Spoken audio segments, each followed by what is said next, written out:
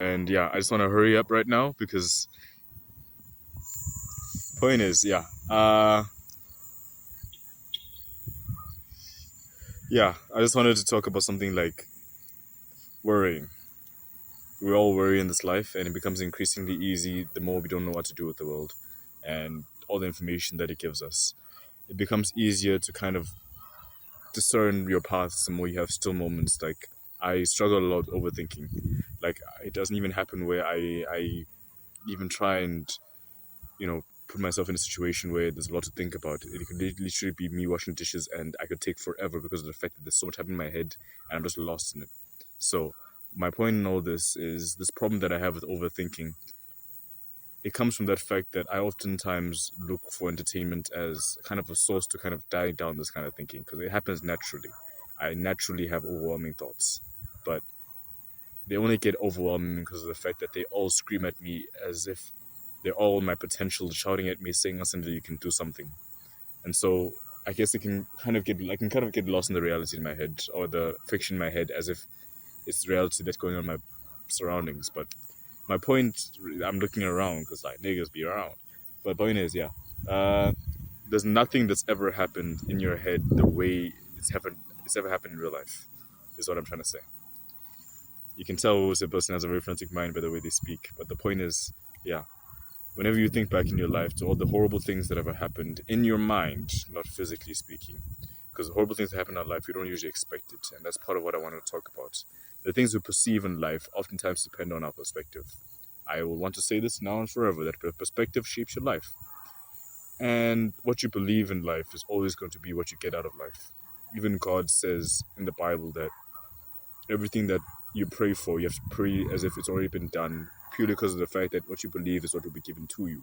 And so whenever you start praying and you believe that it won't be done, that you will stay the same, that you do end up staying the same.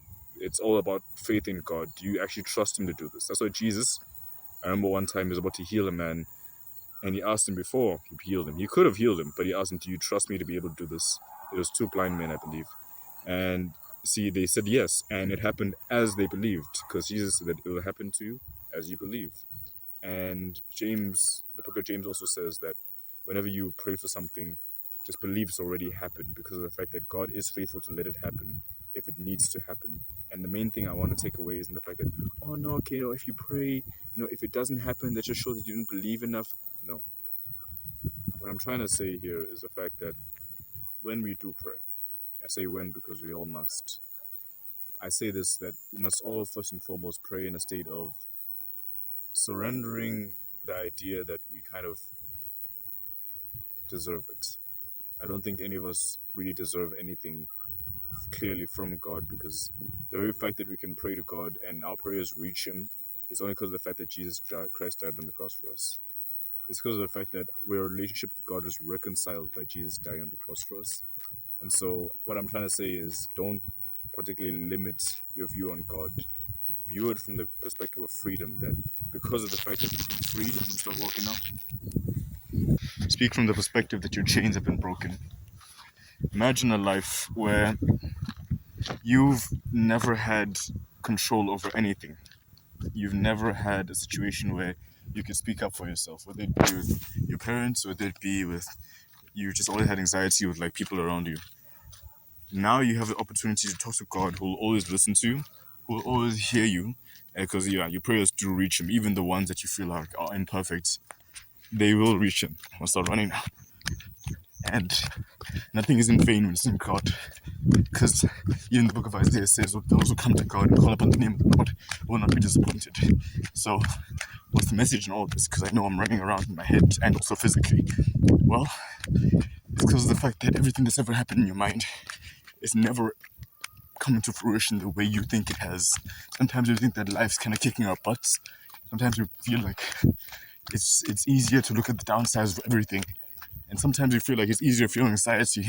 But the point is, the more God answers our prayers, the less thing we're supposed to worry about the fact that he won't answer them again. We're just supposed to trust the fact that he listens, one, and two, he answers our prayers within the regard of saying, I'm still working everything for your good. Dang, okay, so I'll just form a clear thought. My point is, with all this, is the fact that stop worrying so much. An easy advice to say, but practice it by this. Lord Jesus, whatever it is that is in my mind, God, that I want to happen, you know what I need. So I pray, God, you please help me to focus on what you have set forth. Because in the verse that I'm about to voice over, it says, Uti, see the new thing that God has done. So stop worrying about the things that haven't happened or the things that have happened that make you feel guilty about your entire life. Look at the new thing God has done. He woke you up today. That's something that has purpose in it.